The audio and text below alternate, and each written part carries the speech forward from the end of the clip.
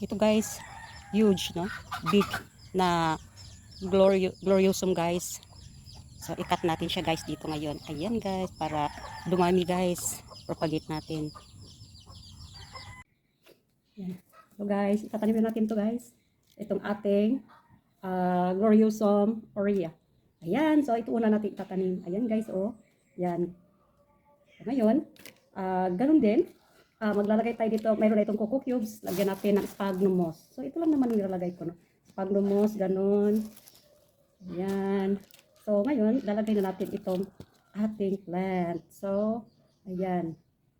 Okay. So dali lang naman, no? Sphagnum moss lang para madali siyang mag-roots kasi itong ating gloriosum ay mahirap ito i-propagate kung diretso mo sa lupa. Marami ring malalagas yung kanyang mga dahon. Kaya mas maigi na sphagnum moss muna para damihan ng roots bago mo ililipat sa soil mix, no, para sa akin. Ayan guys. So lagyan mo ng stick para hindi sila mag-move. Ayun, saka yung sa kabila. Dahan-dahan lang, no, para hindi matouch yung kanyang ugat, no. Ayan. So lalagyan natin ng itong ating tie, no, cable tie.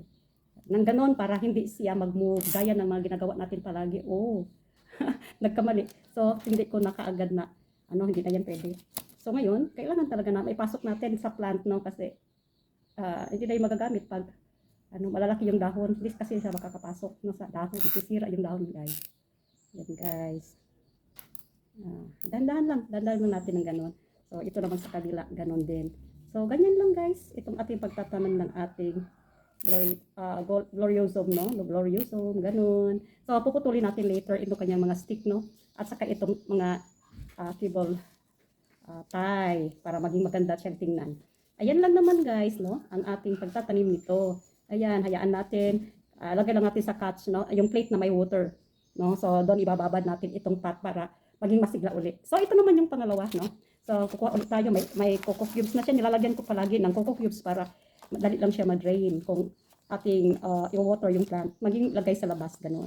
So, ito ginamit ko, itong transparent para madali lang makita yung ugat kung okay na siya. Ayan. So, ganun lang yun guys. Ayan, oh. Marami din namang roots ito. Ito yung mid-cut, no?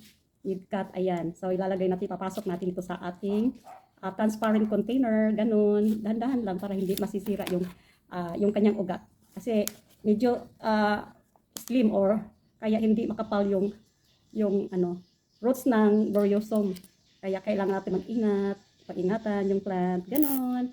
Ayan guys, yun lang naman guys, no? So, ikakat natin later itong kanyang stick. So, ayan guys, yung dalawang plants natin, nanapropa. Yun lang guys, bye guys.